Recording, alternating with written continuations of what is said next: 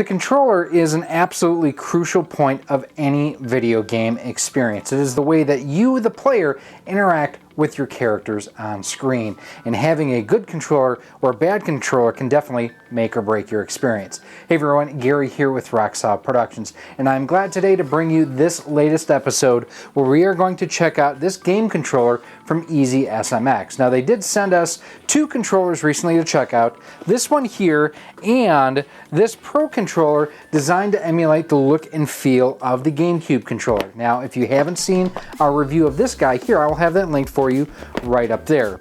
Now this one is designed to be more of a traditional Pro controller, and the basic box and everything kind of talks about the fact or displays the fact that it's all about the gameplay and less about the fluff. So what we're going to do, we're going to take this guy here, throw it on the bench, see how it comes out of the box. We're going to try to pair it to our Switch, and we're going to do some gameplay and see how well it plays. Let's get started.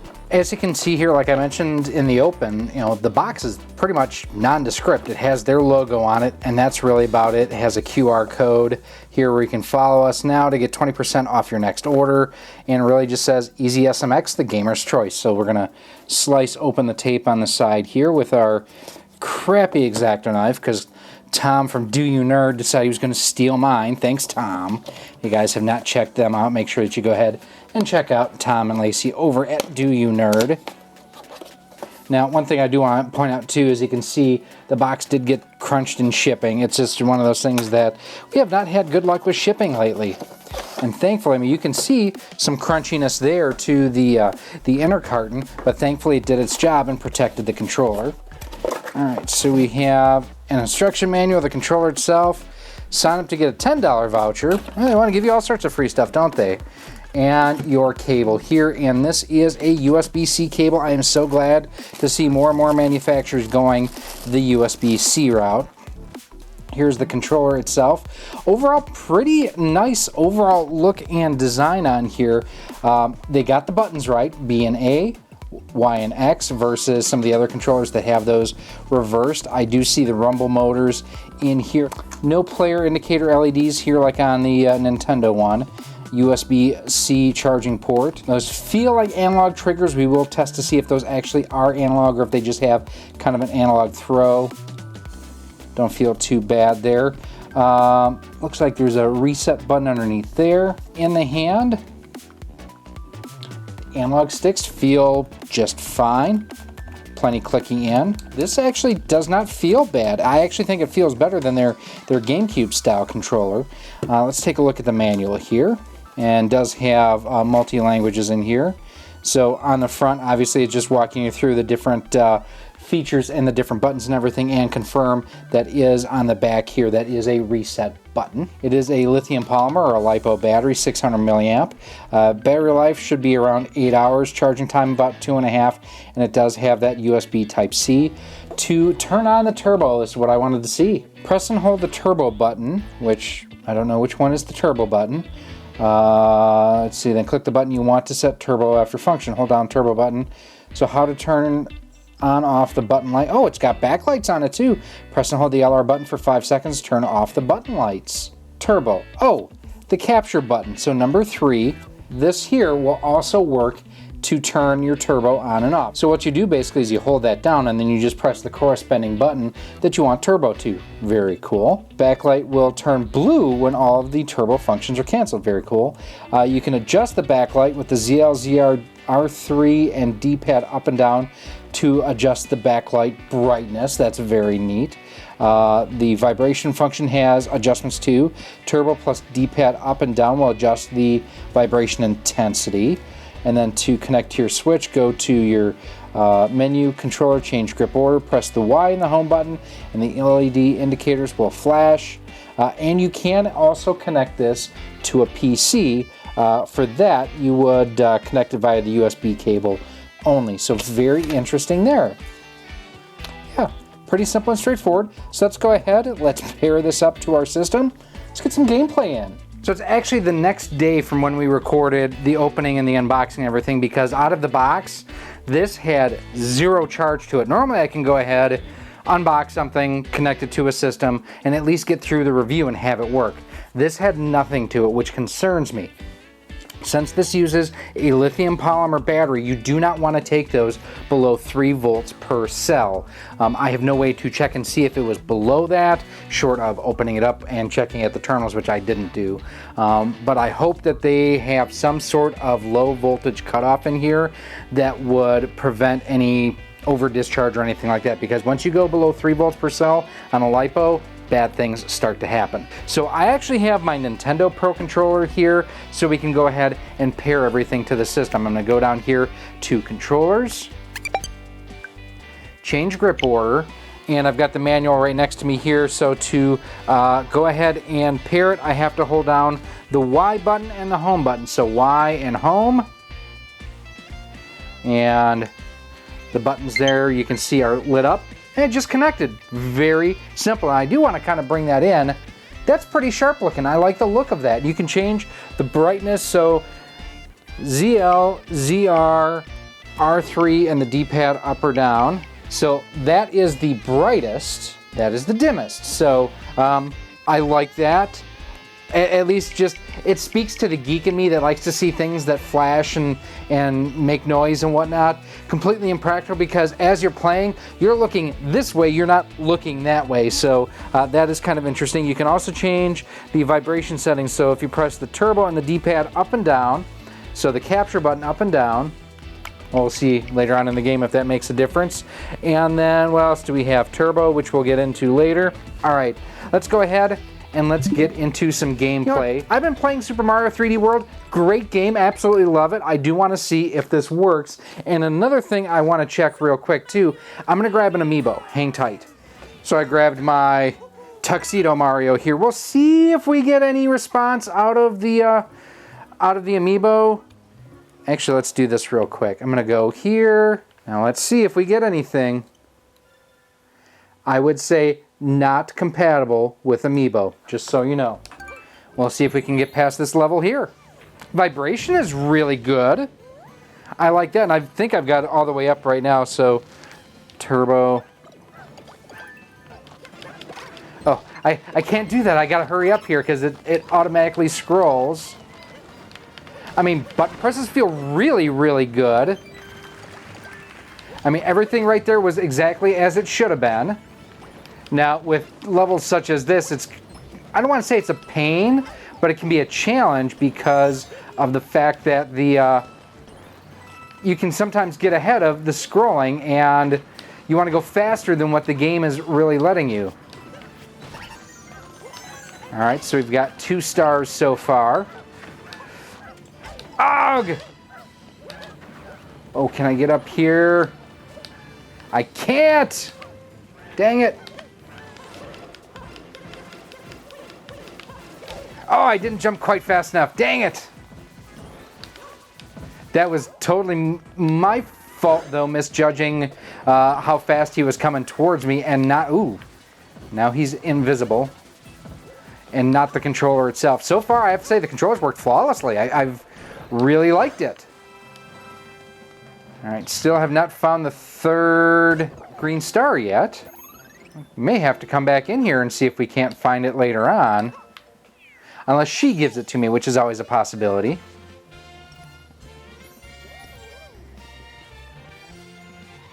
Nope, so I did miss a green star. I'll have to go back there at some point. So we'll go ahead and save this. Next up is one of my favorite titles to test any controller, and it's Street Fighter. You guys have seen me test Street Fighter here tons of times. I like it because it lets me know if button presses are accurate along with the timing on both the D-pad and the analog stick. Got him. T-Hawk is like Guile to me. He has always, that kind of downward attack. That one right there. Got him! Perfect counter too. Whew. All right, got him in the first round. That was close. Was able to pull off every single move. Now in this next one, I'm gonna use the D-pad. D-pad feels a little bit, clicky isn't the right word. It's almost sticky. Wow, he has got me pinned. Oh, he got me pinned big time. All right. Last one here, I'm going to stick with the D-pad initially, and if I'm getting my rear end handed to me, we're going to switch to the analog stick. Yeah, I'm not liking, I mean, I'm able to pull off all the moves with the D-pad, but it's almost feeling like the plastic is getting stuck underneath the where the cutout is in the face of the controller for the D-pad. Oh, I hate that move. He got me. Okay, overall, I do have to say that the analog stick did work for me better on that than on the analog stick. I thought was better than the D-pad itself. Button presses felt good. I just hate T-Hawk. Let us go in. We'll do one more test of the D-pad, and it'll be a good one. Super Mario 35th. I hate the fact this is going away. Nintendo, please don't take this away from us. It is such a fun game. Again, the rumble is really good on this. I like that quite a bit. They've done a good job with that. I'll also say, so far at least, I'm liking this controller from Easy SMX a lot more than their GameCube style. This just overall fits my hand better. I think it's more precise. I think it's just overall a better controller. I mean, button presses there to get the coins and everything, exactly as I would have expected. And in this, you have to use the D-pad. You can't use the analog stick to maneuver through. So as such, the D-pad is working a lot better, at least, I think, than in Street Fighter. And I think a lot of that is because instead of doing, a lot of quick movements from one side to the other, you're basically just holding the D-pad one way or the other, or shifting from side to side, telling me no lies, knocking me out with those American thighs. Oh, that sucks! I completely had him dead to rights, and I lost. Oh, that sucks so hard. Oh, and so did that.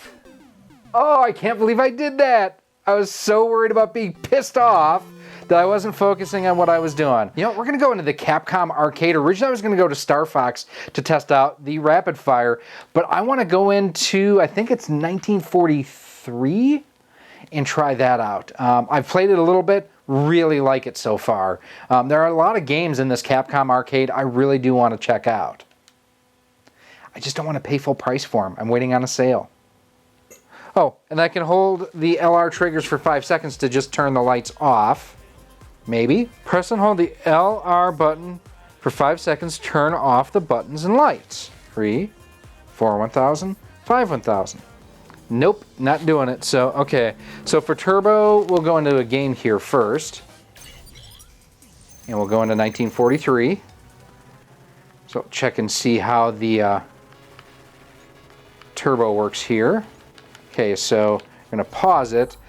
Capture and B should turn on Turbo, and at least so far, nothing. I'm going to pause it here real quick. So press and hold the Turbo button, then click the button you want to set with the Turbo function. Setting is done when the round LED indicator keep in red. And what we're going to do, we're going to go to the home screen, Turbo, B, nothing. So that's disappointing that it doesn't appear the Turbo actually works. It may be something... let me do this real quick. I'm going to go to change grip order. Okay. Reconnected there. Again, we're going to try capture and B. Nothing. And again, they say holding L and R should turn the lights on and off. Nothing. So it does not look like all the functionality they promise is actually working on this controller. Okay, but in the meantime, we're still going to play this because it's a great shooter.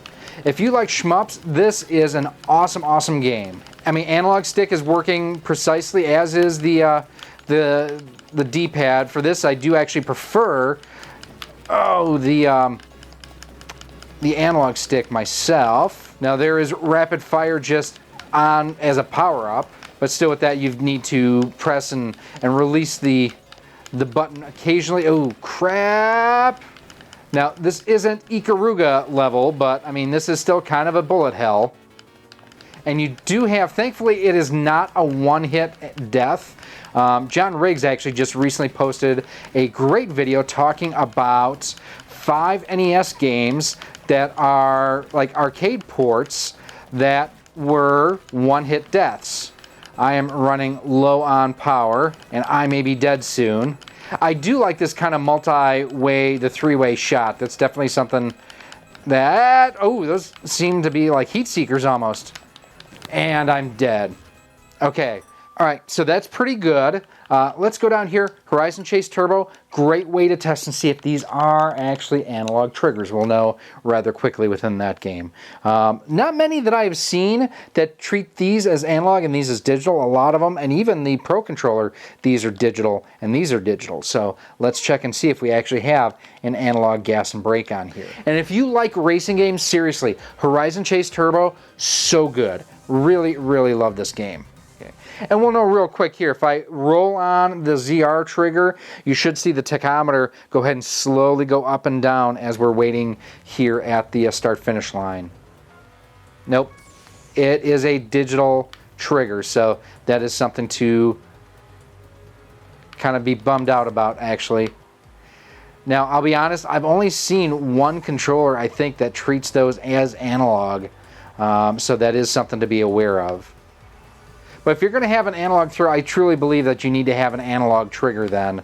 It is possible to do on the Switch. And like the graphic detail in this isn't terrific, but it's a terrific arcadey type game. It's one of the reasons I love this. And again, like I said, the music is terrific. There we go. So my initial thoughts on it, I do like the LEDs on it. I mean, it's for someone who likes things that light up and go flashy, makes noise. I dig that type of thing. It is comfortable. I do like the overall fit and finish of it. The analog sticks are good. The D-pad is pretty decent, although it did feel like it would get stuck when I was playing Street Fighter. The face buttons are just fine. Analog triggers, again, I do wish that it did have an analog responsiveness to it since it is an analog type throw. No issues thus far with battery, but I'm going to have to do some more testing to check and see if having it basically be completely dead out of the box could have possibly damaged this. But overall, not too shabby of a controller for your Nintendo Switch and PC. Let's wrap things up. So there you have it, my look at the Easy SMX Pro Style controller for the Nintendo Switch. Now, I don't PC game, so I have no way to test it out on that. I was kind of disappointed that some of the core functionality didn't work, like turning the lights on and off, turbo, would not work on this. Now, I don't know if there's a firmware update. I will have to check on their website to check and see, but it's one of those, if it's in the manual, it should do it right out of the box. I will say, comfortable to hold in the hand, pretty responsive. I do wish that they would kind of refine their D-pad a little bit. For Street Fighter, I didn't like the way where it felt like I was getting hung up inside. You may have just heard it there too again. I was getting hung up on the cutout around the D-pad itself. Everything else though was pretty good. I did like the button placement.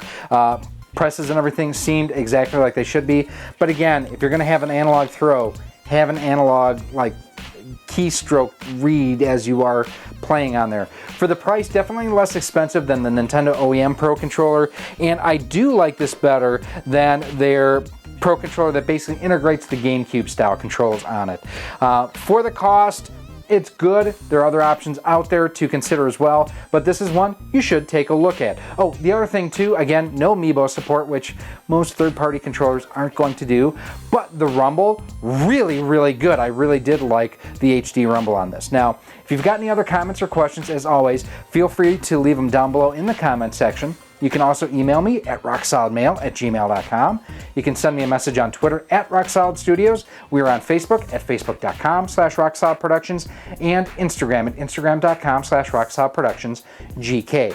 Now, if you do want to pick one of these up, I will have a link down below in a pinned post where you can go ahead and order it through our Amazon affiliate link. Unfortunately, there is no discounts or anything like that associated when you do buy through there, but it is something, if you're going to buy it anyways, it actually does help support the channel. It doesn't cost you anything, and it does help us out here. Now, if you are looking at other controller reviews or tutorials, how-tos, different videos and episodes on the Nintendo Switch, we have those videos coming up right now. Thank you for watching this video. If you would like to support the future of RoXolid Productions, you can do so by visiting our Patreon page at patreon.com/RoXolid.